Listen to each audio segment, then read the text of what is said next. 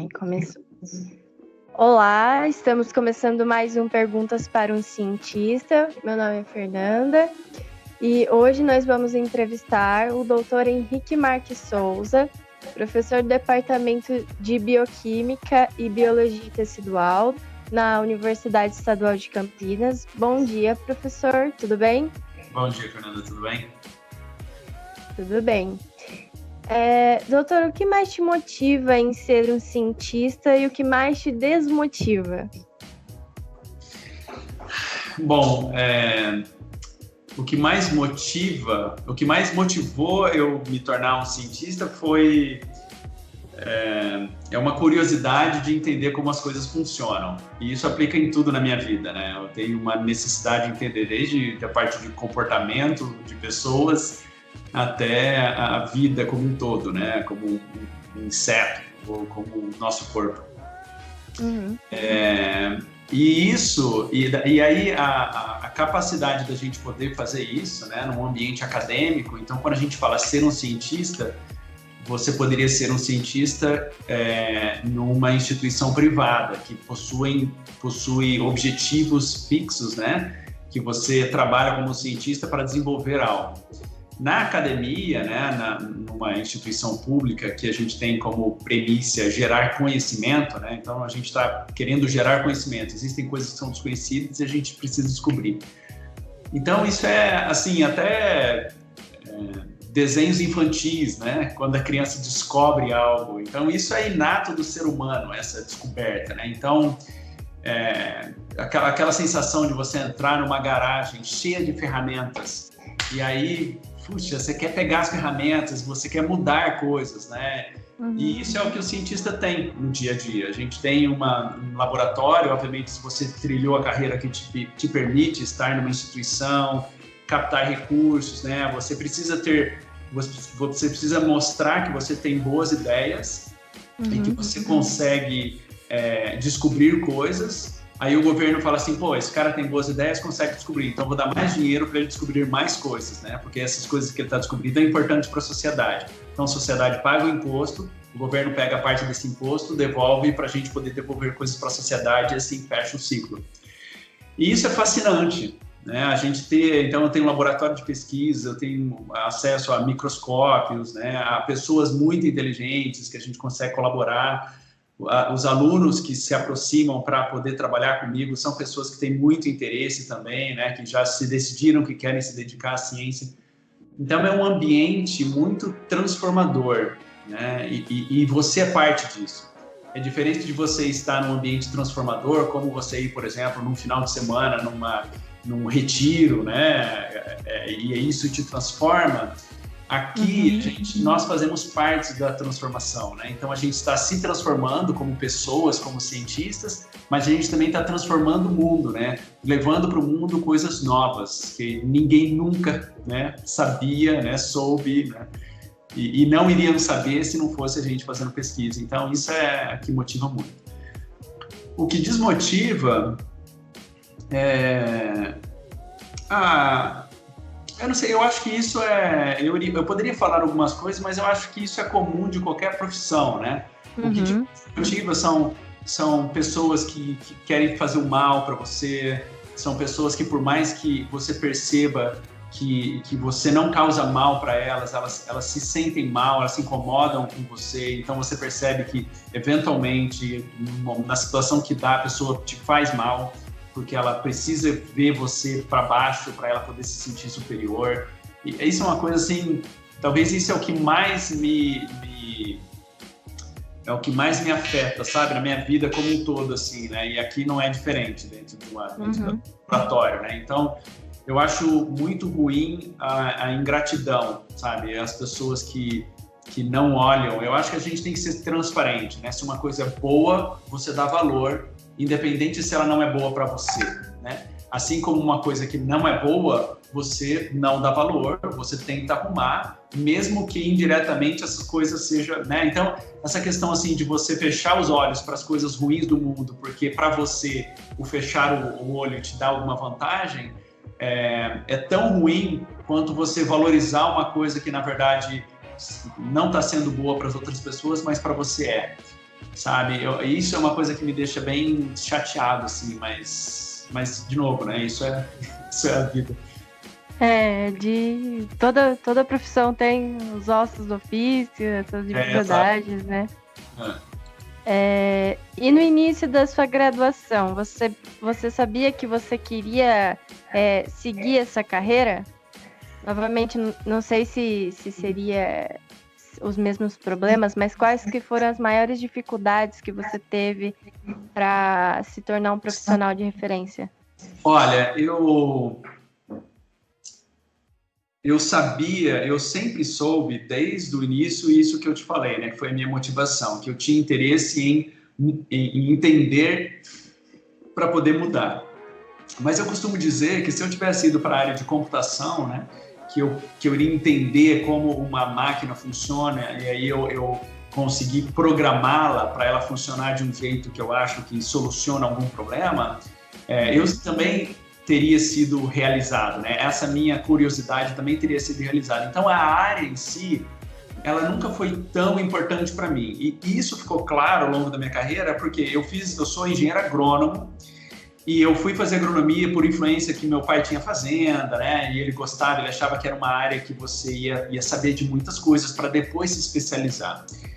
E eu fui para agronomia porque, na verdade, eu tinha interesse para a área biológica, né? E meu pai falou assim, pô, faz uma coisa um pouco mais ampla. E no final das contas foi bom, né? Apesar de eu hoje usar muito pouco do que eu aprendi na faculdade, porque eu trabalhei essencialmente com biologia molecular, né?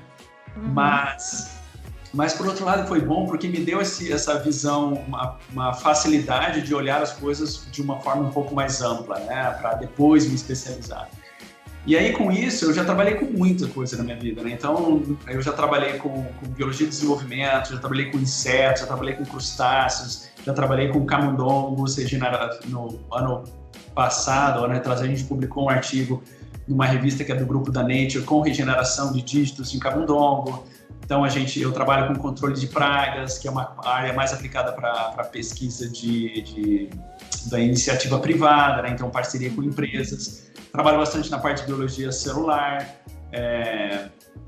Agora a gente está trabalhando com coronavírus, então descobrindo coisas fascinantes, né, sobre a dinâmica desse vírus dentro da célula.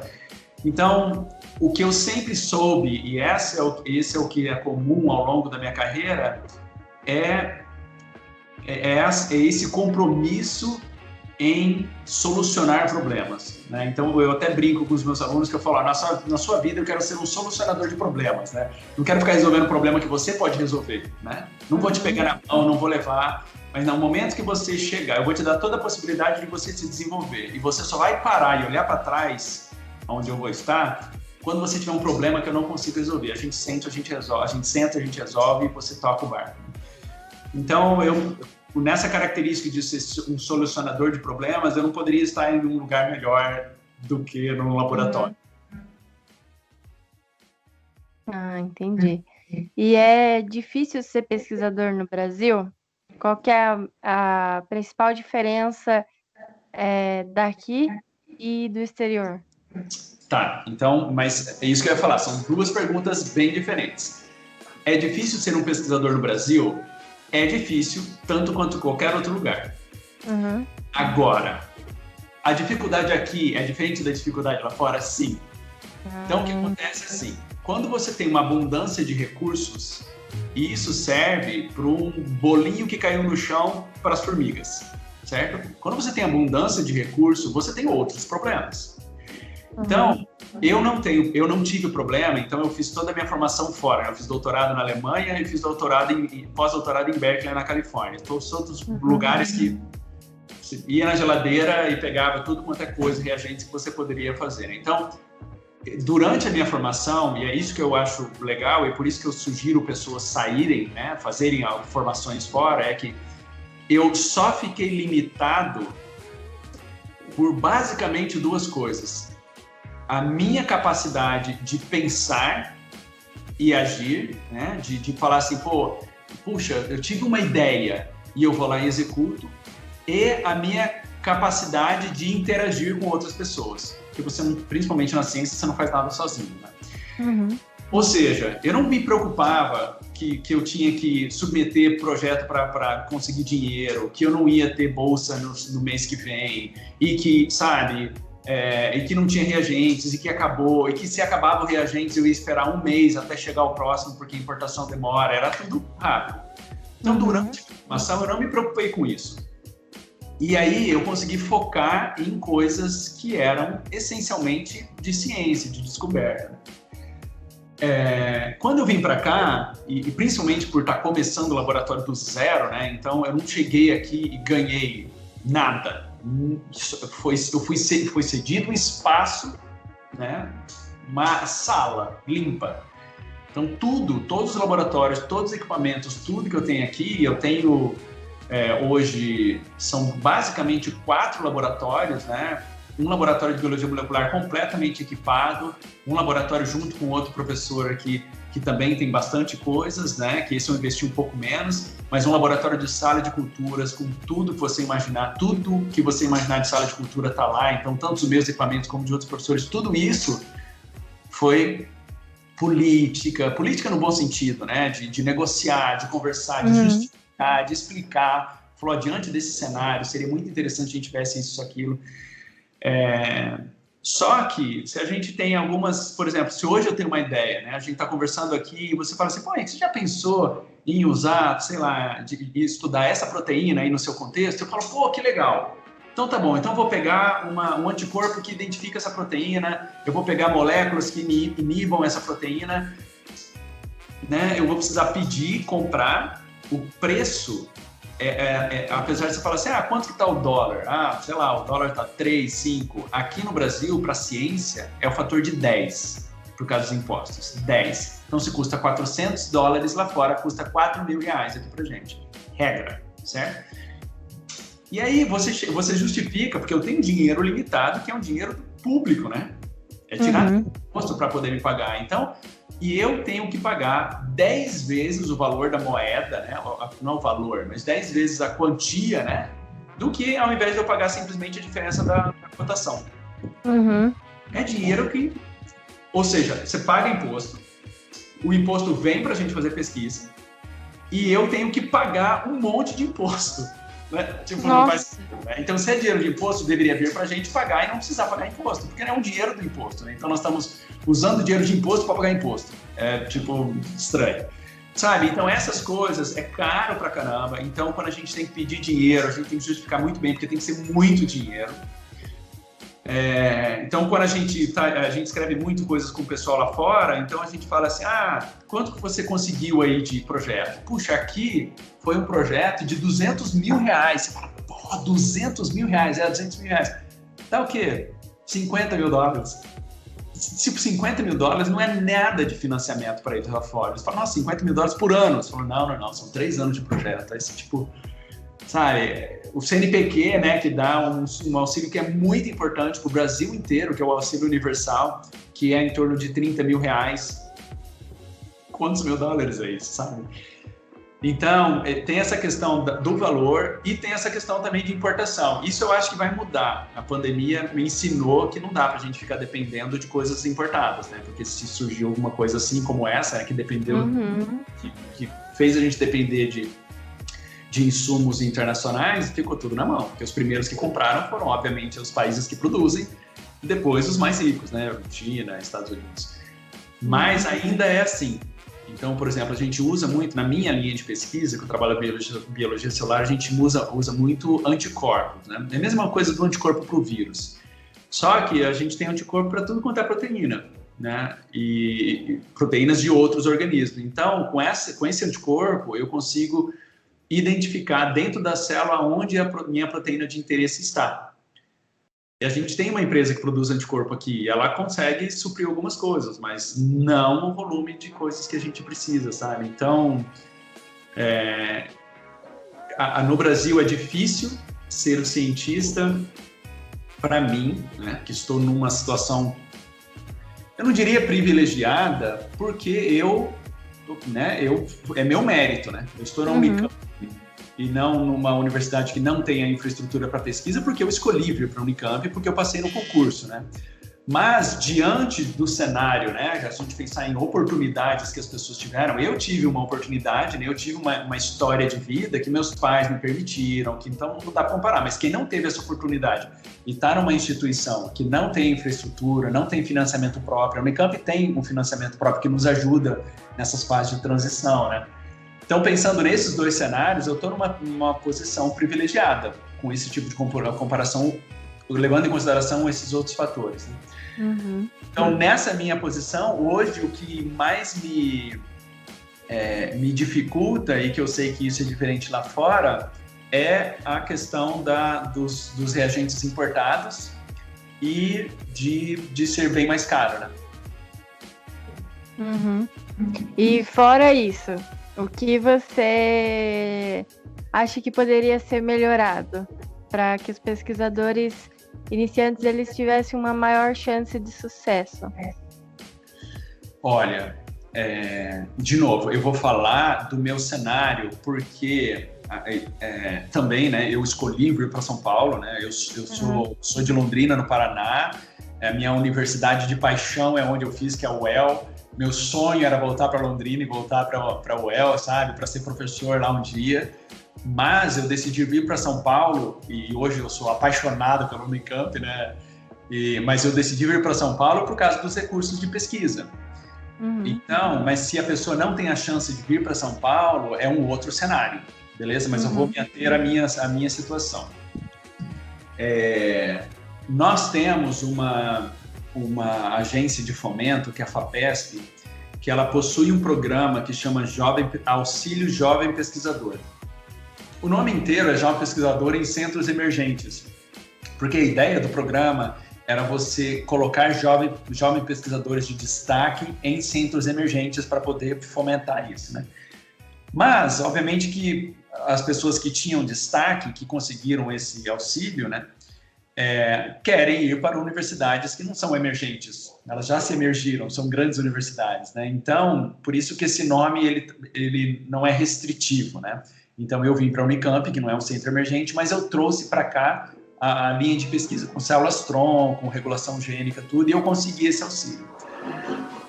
Sabe? Montei os laboratórios, tive alunos, foi um dinheiro muito legal. Então, se você for pensar para jovens início de carreira, principalmente se você fez doutorado ou pós-doutorado lá fora, se você, ralou mesmo e conseguiu, né? Porque não adianta só ralar, né? Não adianta trabalhar. Tem uma questão de política, uma questão de sorte, uma questão de visibilidade.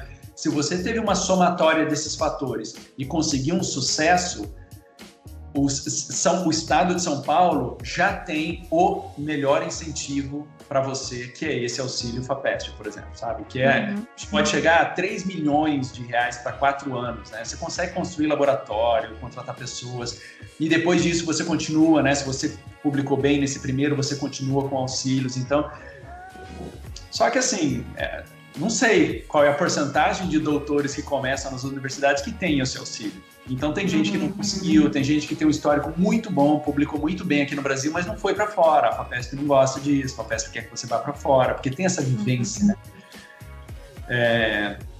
Agora, na instituição pública, de modo geral, essa é uma queixa que eu tenho, e aí eu vou aproveitar o seu espaço para dizer, mas não tem a ver com a pesquisa, tem a ver com a docência, né? Com ser professor, que é uma parte da minha vida também aqui. E aí isso eu acho que tem uma diferença muito grande entre os salários, né? Quando a gente está aqui na universidade, os professores dão aula, os professores fazem pesquisa, os professores orientam, participam de banca, tudo igual. Só que o professor início de carreira chega e ele, obviamente, logo quando a gente chega, né, a gente não é colocado em todas essas atividades, a gente tem um tempo, vamos dizer, 1 ano, né, no melhor dos casos você tem 1 ano para se ambientar, né, 6 meses talvez, para se ambientar, e depois você começa dando aula, orientando, indo atrás de dinheiro, participando de questão administrativa. Tem vários docentes início de carreira que já são chefe de departamento e tal. Só que a diferença de salário, para quem já está aqui há muitos anos, é muito grande. Às vezes é o dobro, né? E aí você pensa assim, tá, eu recebo metade do salário. O que eu faço no meu dia a dia? Não, mas é porque você está pouco tempo de casa. Não, tá bom, né? Mas o que eu faço no meu dia a dia? Né? Eu estou sendo recompensado pelo que eu trabalho. E quando você chega, você tem uma tendência, pelo menos foi o meu caso e dos meus colegas aqui, eu vejo que a maioria, de trabalhar muito. Você está na fase mais produtiva da sua vida. Você abraça tudo, as pessoas, sabe? Então, assim, você tem uma mega dedicação. Isso me frustra muito, sabe? Me frustra muito. Então, eu percebo, assim, não tenho nada contra pessoas mais para o final da carreira terem uma boa remuneração. Ótimo, é mérito, né? Agora, eu acho muito discrepante, e para mim, e eu sei que isso é igual para os meus colegas também, é muito desmotivante a gente saber que no início de carreira a gente recebe metade do professor que está no fim de carreira e a gente, às vezes, faz até mais. Por quê? Porque o professor ele já tem a sua infraestrutura montada, o cara que já está aqui há muito tempo. Todo mundo já conhece, já tem muitos laboratórios, o laboratório já é conhecido. Geralmente, se a pessoa foi bem sucedida, ela consegue captar recursos. Então, sabe quando a roda já está girando? Uhum. Isso não, a gente tem que fazer a roda girar, né? Então, a gente tem muita ajuda dos mais experientes, né, nesse processo. Mas, então, eu não estou me queixando nem na questão do trabalho, né, divisão de tarefas e tudo mais. É uma queixa específica para a diferença de salário que a gente tem no início de carreira, sabe? Pela quantidade de trabalho que a gente tem, como todos os outros. Uhum. Realmente é complicado. Agora, mudando um pouco de foco, como você acha que a sociedade te vê e como você gostaria que os cientistas fossem vistos? Isso é um ponto muito legal. A sociedade me vê e eu percebo que a sociedade, eu represento a sociedade como a minha família, vamos dizer assim, meus familiares, né? Eu tenho uma família muito grande, por parte de mãe principalmente, e eu percebo que eles, naqueles comentários assim, o Henricão, às vezes eles falam cabeção, cabeção que estudou, né? O cara que fez doutorado, tudo. Então, eles têm uma admiração, mas... eu acho que isso é não culpa, né? Mas eu acho que isso pode ser mudado a partir de nós, cientistas. Nós precisamos de uma interface melhor com a sociedade, sabe? E eu não... Por que eu não falo culpa? Porque eu acho que o cientista, ele não tem como ser um comunicador. Ele não é exigido. Em nenhuma fase da nossa carreira tem uma coisa só que a gente é treinado para se comunicar durante toda a nossa vida de cientista, que é dar palestra sobre o seu trabalho para cientistas. Uhum. Então, não vale, né? Porque a gente sabe dar palestra, falar, então você tem que ser profundo o suficiente, né? O linguajar, termos técnicos e tal. Quando você vai falar com uma pessoa que não é da área da ciência, né? Não é a mesma comunicação. Sabe? É diferente quando você conversa com uma sua amiga e de repente chega uma criancinha do lado e fala: tia, me explica como é que faz isso daqui. A linguagem é outra, sabe? Uhum. Então, essa questão de linguagem a gente não foi treinado. Então, por um lado, a sociedade, a gente pensa assim, a sociedade poderia se interessar mais pela ciência. Mas por que a sociedade, em relação ao que a sociedade se interessa? Já parou para pensar? O que a gente se interessa, né? Então, tudo que a gente se interessa é o que a gente vê na televisão. Tudo. E a gente muda o nosso interesse baseado na televisão, né? Então, as roupas, músicas, cultura, tudo, comida, né? E a gente não vê cientista na televisão. Né? Então, a gente não vê filmes de cientistas. O filme de cientista é o De Volta para o Futuro, o cara tipo todo estereotipado, tipo o Einstein com a língua para fora, sabe? A gente e nós somos cientistas, né? E os caras que estão publicando super bem agora, que é um grupo de professores, publicam na Nature, tem um monte de aluno, atrai milhões de reais de recurso aqui para a universidade. É um grupo de professores nossos aqui que a gente tem uma banda de rock. Sabe? Então, assim, a gente já foi para São Paulo, para São José do Rio Preto, para tocar rock. Isso é ser cientista, sabe? Então, tem gente que gosta de cozinhar, tem gente que não, tem outros que são aquele cientista mais estereotipado, que é do laboratório para casa, da casa para o laboratório, mas a gente não conhece isso, sabe? Esse dia a dia. Então, o evento da pandemia, ela serviu, né? Não pode dizer que ela foi boa, mas ela serviu para alertar um pouco, né? Porque aí que tá, o cientista passou a aparecer o tempo todo na televisão, né? Uhum. Nas entrevistas, nos jornais, no Facebook, porque, mas quem que nós vamos ouvir? Na política. Enquanto um fala assim, mas eu estou fazendo isso aqui todo baseado no cientista. Aí vem o outro e fala assim, mas também é só o cientista. Aí fica aquela história. Então o cientista acabou ficando ali um pouco no foco da atenção. Então, você vê, não é uma coisa, a sociedade é muito passiva. Nós somos muito passivos ao que a gente se interessa, né? E então, por quê? Porque se você falar assim, eu quero saber sobre cientista, para onde você vai? Você não está olhando o tempo inteiro, está vendo o tempo inteiro, sabe? Então, essa é como eu acredito que eu vejo que a sociedade, como eu acho que a sociedade poderia ver a gente, né? Através da televisão, através de filmes, através de brinquedos, através de jogos, né? De aplicativos, né? Ter mais acesso à ciência, né? A ciência fazer parte da nossa vida. Então, programas de televisão, né? Documentários. Todo mundo hoje aqui já ouviu o nome dele é David Attenborough, ele é um comentarista da BBC, aquelas coisas de animais. É um senhor velhinho de cabeça branca, meio fortinho, e ele tem uma voz pequena. Todo mundo já viu, sabe, em algum momento, né? Ele fala assim, e aí o leopardo, e aí fica todo mundo assim, sabe? Por que a gente não tem isso aqui no Brasil? Cara, o Brasil é fantástico. Por que a gente não tem um programa muito legal? Não estou dizendo aqueles programas tipo, que nada contra, mas sei lá, um Globo Rural da Vida, uma produção hollywoodiana, sabe? Como a gente teve aí em Tropa de Elite, em Cidade de Deus.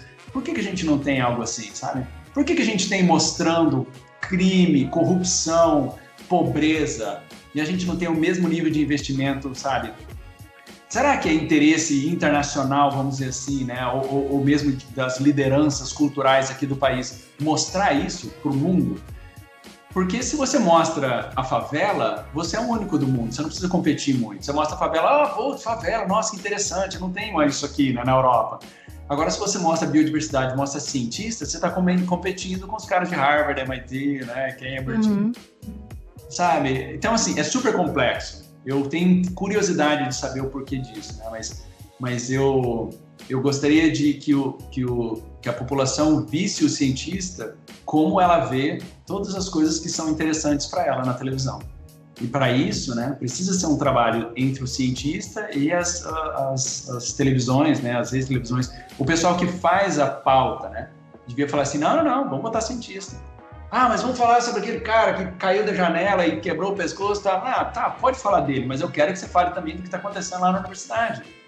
Eu quero que vocês, sabe, valorizem. Se os caras lá de cima começarem a ver a importância disso, sabe, porque fica muito...